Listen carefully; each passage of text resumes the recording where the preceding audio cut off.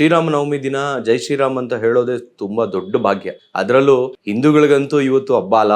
ಜೈ ಶ್ರೀರಾಮ್ ಅಂತ ಹೇಳೋದಕ್ಕೆ ತುದಿಗಾಲಲ್ಲಿ ನಿಂತಿರ್ತೀವಿ. ಮೊದಲು ಜೈ ಶ್ರೀರಾಮ್ ಅಂತ ಹೇಳಬೇಕಾಗಿರೋದು ಪ್ರತಿ ಹಿಂದೂವಿನ ಕರ್ತವ್ಯ. ಹಾಗಾಗಿ ನನ್ನ ಕರ್ತವ್ಯ ಕೂಡ ಒಂದೇ ಒಂದು ಕರೆಕ್ಷನ್, ನಾನು ಹೇಳಿದ್ರಲ್ಲೇ ಒಂದು ಕರೆಕ್ಷನ್. ಜೈ ಶ್ರೀರಾಮ್ ಅಂತ ಹಿಂದೂಗಳು ಮಾತ್ರ ಹೇಳ್ಬೇಕು ಅನ್ನೋ ಯಾವುದೇ ರೂಲ್ಸ್ ಯಾರು ಬೇಕಾದ್ರೂ ಹೇಳ್ಬೋದು. ಅಂತ ಪವಿತ್ರವಾದ ಹೆಸರದು.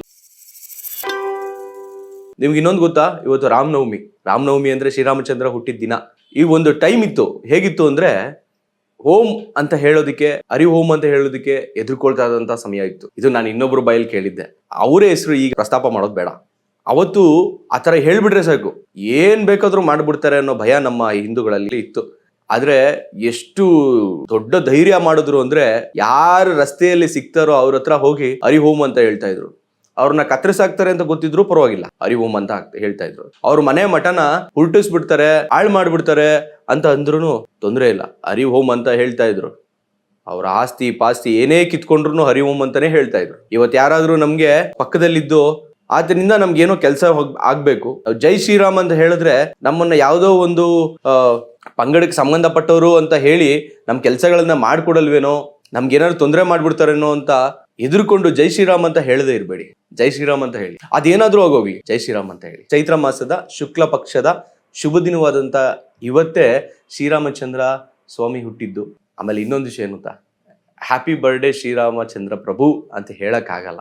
ಅದ್ರ ಬದಲು ಅವರ ಹುಟ್ಟಿದ ದಿನ ಇವತ್ತು ಅವರ ನಮ್ಮ ಆದರ್ಶಪ್ರಾಯವಾಗಿ ನಿಂತಂತ ಯಾವ್ದಾದ್ರೂ ಒಂದು ವ್ಯಕ್ತಿತ್ವನ ಮೈಗೂಡಿಸ್ಕೊಳ್ಳೋಣ.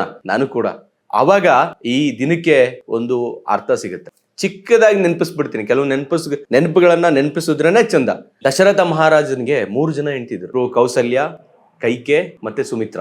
ಸೊ ಈ 3 ಜನ ಪತ್ನಿಯರಿಗೂ ಕೂಡ ಮಕ್ಕಳಿರೋದಿಲ್ಲ. ಆಗ ಏನ್ ಮಾಡ್ತಾರೆ, ದಶರಥ ಮಹಾರಾಜ ಅವರು ಪುತ್ರ ಕಾಮೇಷ್ಟಿ ಯಾಗ ಮಾಡಿ ಒಂದು ಪ್ರಸಾದದ ರೂಪದಲ್ಲಿ ಪಾಯಸ ತಂದು ಪತ್ನಿಯರಿಗೆಲ್ಲ ಹಂಚಿ ಆಮೇಲೆ ಮಕ್ಕಳಾದ್ರು. ಅದರಲ್ಲಿ ಶ್ರೀರಾಮಚಂದ್ರ ಪ್ರಭು ಒಬ್ರು. 14 ವರ್ಷ ಕಾಡಿಗೋದ್ರು, ಅಲ್ಲಿ ಅನುಭವಿಸಬಾರ್ದಾದಂಥದ್ದು ಎಲ್ಲಾ ಕಷ್ಟಗಳನ್ನು ಅನುಭವಿಸಿದ್ರು. ಆದ್ರೆ ತಾವು ಇಟ್ಟಂತ ಪ್ರತಿ ಹೆಜ್ಜೆನೂ ಕೂಡ ಇವತ್ತಿನ ಒಬ್ಬ ಪುರುಷನ ಜೀವನ ಹೇಗಿರ್ಬೇಕು ಅಂತ ನಿರ್ಧಾರ ಮಾಡಿಕೊಟ್ಬಿಟ್ಟು ಹೋದ್ರು. ಸೊ ನಾವು ಯಾವಾಗ್ಲೂ ಶ್ರೀರಾಮಚಂದ್ರ ಪ್ರಭುವನ ವಿಷ್ಣುವಿನ 7ನೇ ಅವತಾರ ಅಂತ ಮಾತ್ರನೇ ನಾವು ಕರಿತೀವಿ. ಅಷ್ಟು ಸುಲಭ ಅಲ್ಲ. ಈ ಧರ್ಮದಲ್ಲಿ ಎಲ್ಲಾರನ್ನೂ ಒಪ್ಪಿಸ್ಬೇಕು, ಮತ್ತೆ ಅಷ್ಟು ದೃಢತೆಯಿಂದ ನಿಂತ್ಕೋಬೇಕು, ಎಲ್ಲಾರ ಭಕ್ತಿಯನ್ನ ಸಂಪಾದಿಸ್ಬೇಕು ಅಂದ್ರೆ ಬಹಳ ಕಷ್ಟ.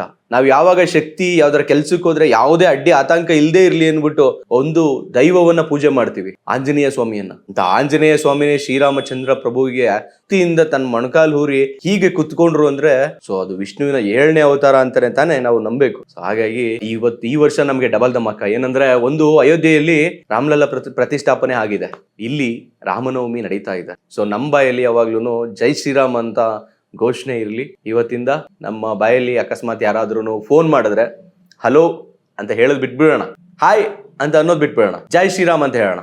ಆ ಕಡೆಯಿಂದನೂ ಜೈ ಶ್ರೀರಾಮ್ ಅಂತ ಬರುತ್ತೆ. ಬರ್ಲಿಲ್ವಾ ಮತ್ತೆ ಜೈ ಶ್ರೀರಾಮ್ ಹೇಳಿ, ತೊಂದ್ರೆ ಇಲ್ಲ ಅಲ್ವಾ.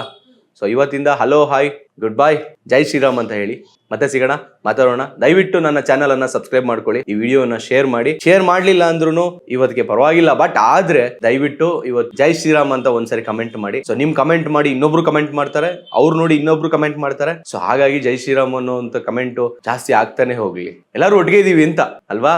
ಹಾಗಾಗಿ ಜೈ ಶ್ರೀರಾಮ್ ಅಂತ ಮತ್ತೆ ಹೇಳ್ತಾ ಲೈಕ್ ಮಾಡಿ, ಶೇರ್ ಮಾಡಿ, ಸಬ್ಸ್ಕ್ರೈಬ್ ಮಾಡಿ, ಮತ್ತೆ ನನ್ನ ಚಾನಲ್ನ ಆಗಾಗ ಸ್ವಲ್ಪ ನೋಡ್ತಾ ಇರಿ ಅಂತ ಹೇಳ್ತೇವೆ. ಮತ್ತೆ ಸಿಗೋಣ. ಜೈ ಶ್ರೀರಾಮ್.